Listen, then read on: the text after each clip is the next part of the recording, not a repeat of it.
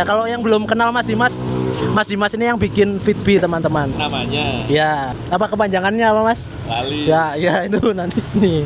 Oke. Apa gitu. Oke Mas Dimas, aku mau tanya kalau brand owner itu mending nge-hire agency atau nge-build tim in-house-nya? Oke, brand owner sebaiknya nge-hire agency atau bangun tim. Cara membedakannya gini sih Mas, kalau aku biasanya ngasih tahu ke klien adalah sebelum siapa yang mengerjakan, itu fasenya dulu. Fasenya itu lagi membangun, lagi merenov, atau lagi maintenance.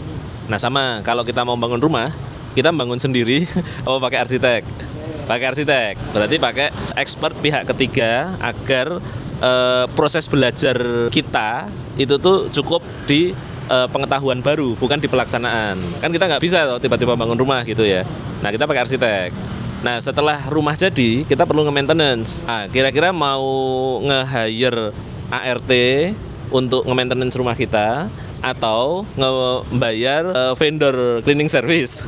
Ada kayak gitu. Sehingga kalau pas lagi bangun pasti lebih cepat pakai pihak ketiga. Di konteks komunikasi, marketing ataupun branding, biasanya proses itu lebih cepat, lebih efisien pakai pihak ketiga karena kita lagi mencari presisi sama ketepatan sama kecepatan. Nah, kalau nanti di tahap maintenance kita butuh salah satu syarat yang lebih penting adalah belonging.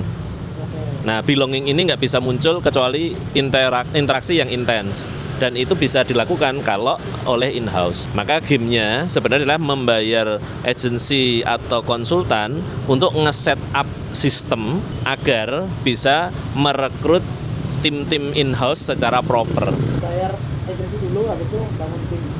Bayar agensi atau konsultan untuk membuat sistem yang bisa kita gunakan dalam jangka waktu panjang sehingga rekrutmennya juga lebih presisi, dapat skill setnya seperti yang diharapkan. Kalau brand owner yang mendang-mending ini Mas, gimana Mas? Uangnya terbatas. Oke, kalau mendang-mending atau terbatas, balikin ke batasannya itu sih Mas. Istilahnya kalau saya lebih seneng bukan Mas bikinin planning dong kita mau bikin gini, tapi Mas saya punya budget segini, planningnya bisa seperti apa ya? Menurut Mas Dimas, tiap brand itu harus punya komponen tim kreatif itu kayak apa sih? Bentukan tim kreatifnya kayak apa? Jumlahnya harus berapa orang? Oke, berapa jumlah tim kreatif yang diperlukan oleh sebuah brand gitu ya? Yang pertama kategorinya dulu Mas. Jadi kategorinya kalau aku biasanya baginya 3. Jadi ada level thinker, kemudian level manager, kemudian level doer. Jadi thinker yang bagian critical thinking, creative thinking, pokoknya berpikir konseptual. Manager itu yang mengelola hasil konseptual itu menjadi plan, kemudian doer itu yang melaksanakan. Contoh, kalau pekerjaannya di konten, kita akan berpikir konseptualnya dulu, membuat strategi kontennya seperti apa. Habis itu kan turun jadi content plan. Setelah content plan kemudian diproduksi, content production, take, edit, post, dan seterusnya. Nah, baginya 3 layer. Nah, kalau ditanya berapa jumlah SDM-nya, analoginya gini, tergantung liga yang sedang ditekuni. Jadi, liganya segede apa? Kalau masih memulai, biasanya di awal kita kayak Mas Bibi gini kan ngelakuin apa-apa sendiri gitu ya. Terus nanti yang bisa didelegasikan mana dulu. Nah, mulainya dari situ. Jadi bukan berapa jumlahnya, tapi di fase itu lagi butuh part mana, kemudian belum tentu harus in-house dari awal. Bisa aja dikerjasamakan atau di-freelance-kan. Terus nanti lama-lama bertumbuh. Nanti kan revenue-nya juga bertumbuh. Jadi bertahap aja. Kalau nama posisinya apa aja Mas berarti Mas? Kapan butuh art director, kapan ya udah officer aja semuanya gitu. Nah, menarik. Jadi kalau kita punya kemampuan thinking untuk mengkonsep atau mendirect sebuah komunikasi kreatif, kita di awal pasti butuh perpanjangan tangan untuk tahap pelaksana. Kalau bikin konten ya berarti butuh take video, videographer, fotografer, kemudian ngeditin, itu tahap awal yang perlu direkrut. Kemudian posisinya ya bisa sebagai content creator. Nanti baru tahapnya butuh dibantu secara strategi. Maka nanti masuk di konten strategi butuh sosmed spesialis. Nah, kalau naik lagi ternyata kita udah butuh orang yang membantu memikirkan bagaimana makro marketingnya. Nah, maka kita sudah membutuhkan marketing manager, ngono sih. Misalnya brand saya adalah fashion, range 200 juta per bulan. Nah, tim kreatifnya idealnya kayak apa Mas Dimas? Full e-commerce. Kalau full e-commerce, saya justru dorongnya perkuat engine yang paling penting, yaitu engine e-commerce-nya. Nah, harus punya e-commerce spesialis dulu. Nah, e-commerce spesialis dia akan merencanakan strategi yang mau dijalankan, baru membutuhkan amunisi. Nah, amunisi inilah yang nanti akan diisi oleh teman-teman kreatif dalam bentuk konten, foto, video, narasi, ilustrasi dan seterusnya. Itu kita sebutnya amunisi. Nah, yang lebih penting yang membuat orkestrasi sehingga tahu amunisi apa yang dibutuhkan. Jadi kalau balik lagi kalau ditanya jumlah jadi relatif, Mas. Karena bisa aja bayar satu orang 2 juta, bisa aja bayar satu orang 15 juta. Jadi rasionya kalau menurut saya dari fungsi dulu baru ke budgeting. Menurut Mas Dimas nih, kapan brand itu butuh branding, kapan brand itu nggak butuh branding? Kapan sebuah brand butuh branding?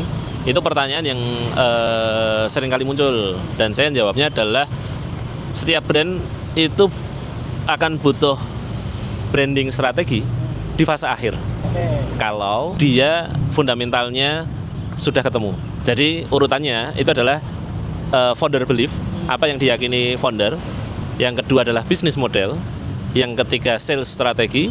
Yang keempat marketing strategi, baru branding strategi. Jadi apa yang diyakini founder akan menentukan bisnis model yang mau dijalankan.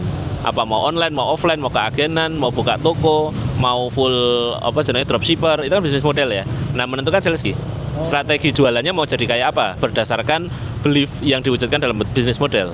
Marketing strategi kemudian akan lebih efisien karena tahu gaya salesnya kayak apa. Nah, branding di ujung mengkomunikasikan, merangkai semua insight dari proses tadi menjadi creative campaign, menjadi komunikasi yang akhirnya nggak cuma nyampe, tapi juga bisa dibuktikan bahwa apa yang dijanjikan beneran terjadi. Yang sering kebalik adalah branding dijadikan lokomotif untuk mengemas mimpi, istilah balutan sugarnya gitu ya, sugar coatingnya, yang membuat orang tertarik tapi akhirnya kecewa. Nah, bisa nggak brand strategi dilakukan di awal?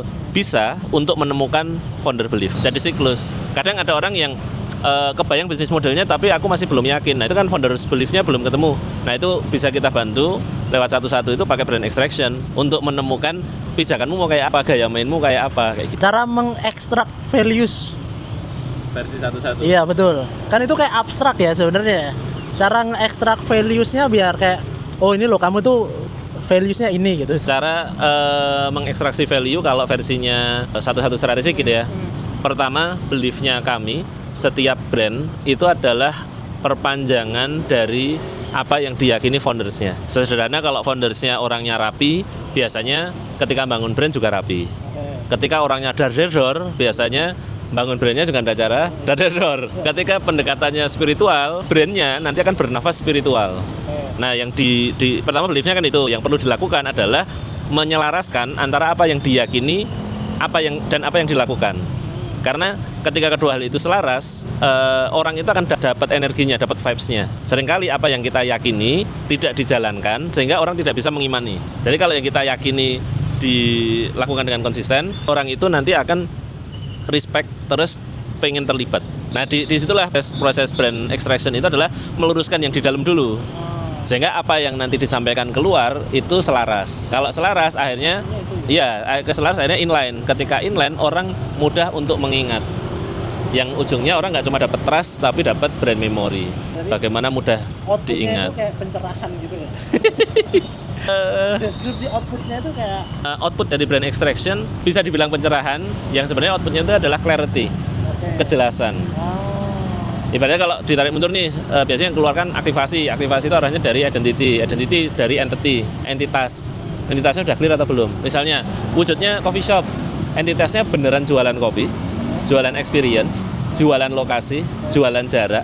Nah, entitasnya itu sebenarnya lebih mendasar sebelum identitasnya, sebelum ke komunikasi keluarnya. Misalnya nih, yang diceritakan, kita jualan kopi kok, kopinya dari seluruh Nusantara apa segala macam.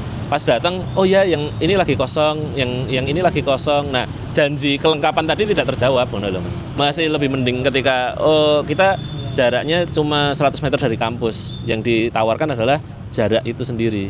Itu orang nggak merasa kena scam gitu dari janji yang ditawarkan. Betul. Nah, outputnya adalah kejelasan atas apa yang mau kita lakukan dan apa yang mau ditawarkan. Nah, si clarity ini paling bagus basisnya adalah kompetensi. Ini buat orang-orang yang bingung berarti. Betul. Karena kalau dia nggak bingung, biasanya udah sibuk menjalankan apa aktivitasnya. Sibuk itu belum belum berarti udah ahli ya, tapi udah tahu apa yang dibutuhkan di fase itu. Nah, clarity itu yang pertama, kedua kompetensi itu basis yang paling valid ketika kita mau melakukan sesuatu. Kompetensi kita, balik ya, contohnya coffee shop. Kalau kompetensi kita bukan dibikin kopi, bisa aja kita tetap bikin coffee shop. Kalau kompetensi kita ternyata jago membuat experience, atau kita jago membuat suasana nongkrong menyenangkan. Terus masalah kopi gimana? Ya tinggal hiring aja. Nggak semuanya harus semua. Ya, nah, expert lah bahasanya. Kompetensi itu ujungnya ada expert di urusan yang mana.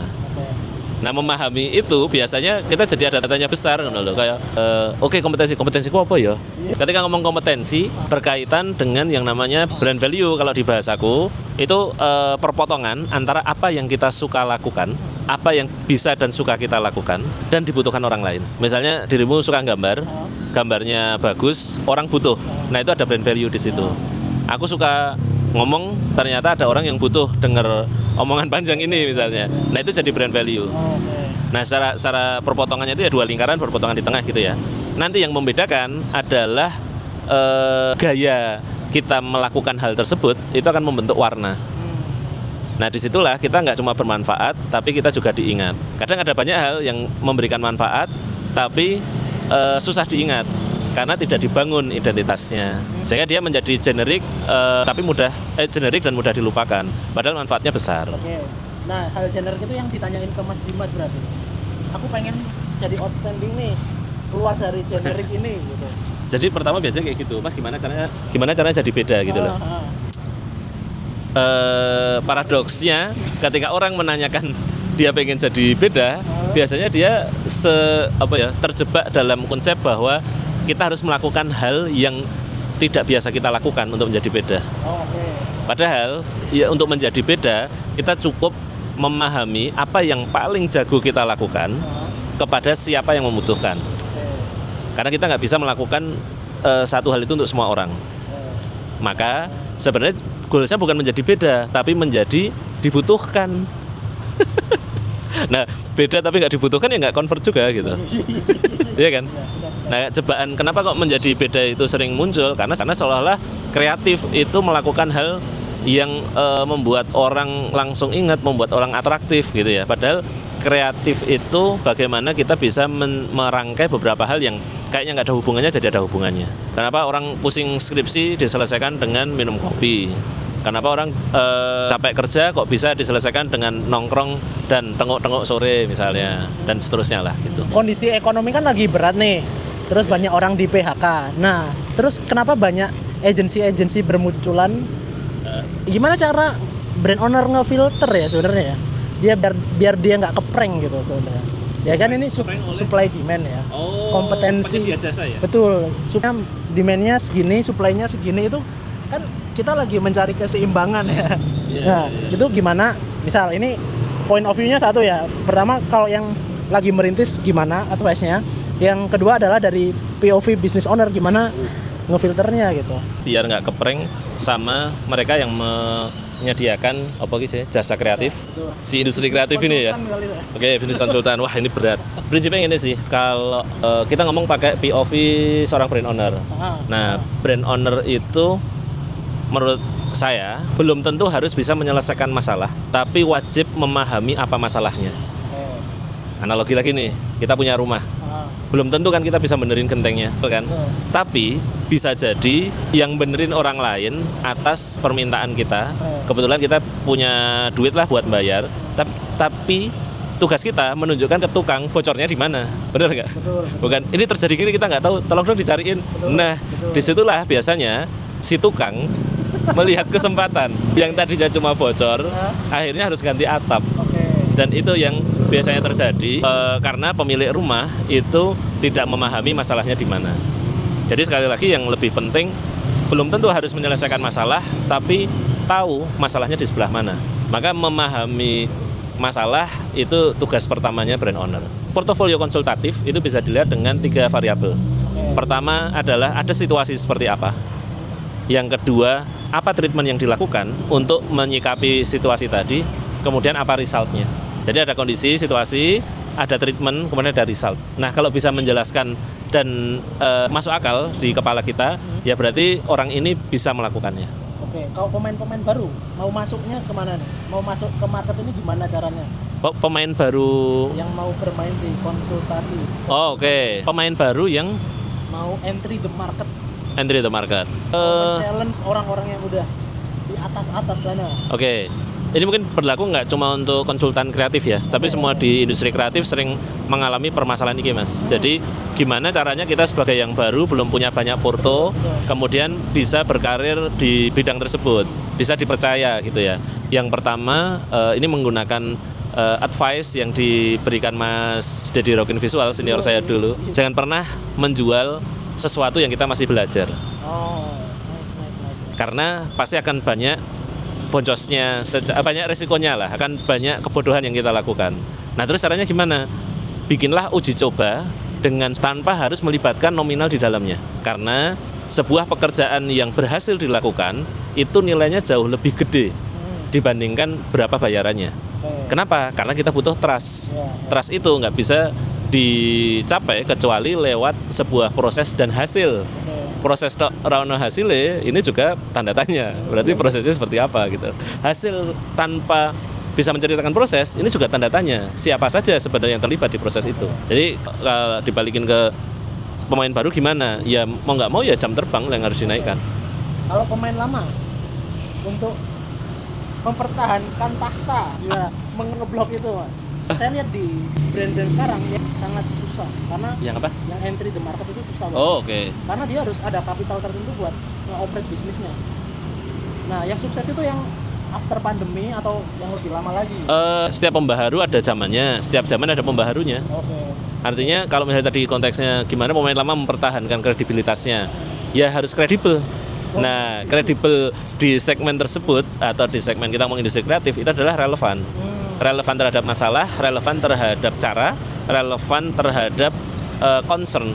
Jadi pendekatannya harus bisa dipertanggungjawabkan berdasarkan objektif yang lagi pengen dicapai.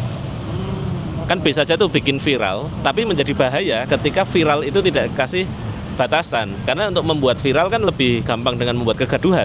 Nah ini blundernya seringkali di situ. Atau bermain sensasi karena trafficnya akan lebih cepat terwujud dibandingkan bangun esensi yang pasti akan lebih panjang gitu ya.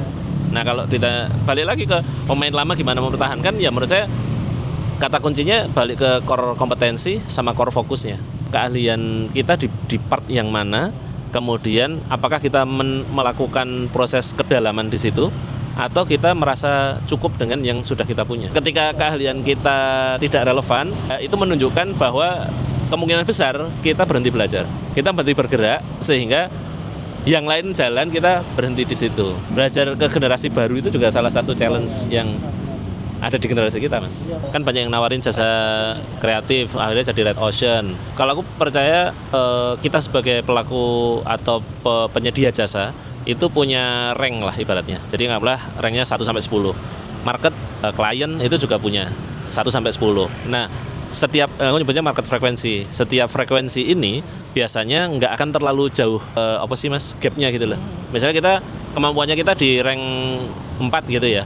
Itu ya akan memperhatikan kita ya mungkin antara 4 turun dikit 3 naik dikit 5 misalnya.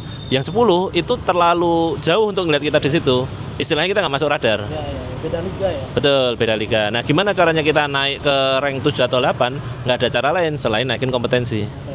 Karena kalau naikin peluang aja, maka peluang itu justru menjadi ancaman ketika dia datang tapi nggak ngasih solusi seperti yang diekspektasiin. Dan itu jadi blunder ngono sih, Mas. Nggak melulu harus, wah belum, aku pengen dapat klien level 8 tadi gitu loh. Justru kebalik, ketika dikasih klien level 8, kemampuan kita level piro. Oke. Butuh berapa jam terbang untuk sampai level 10? 4 tahun? Enggak, aku nggak pernah ngitung linear ngono ya, Mas. Maksudnya balik ke kesungguhan kita aja. Kayak pertanyaan itu jadi mirip kayak ini loh.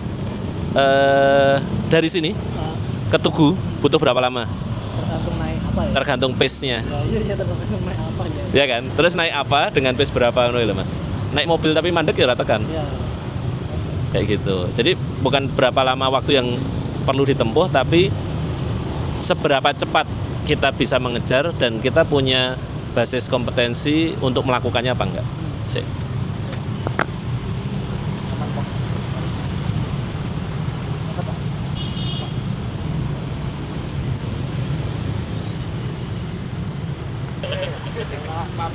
Boten, Pak.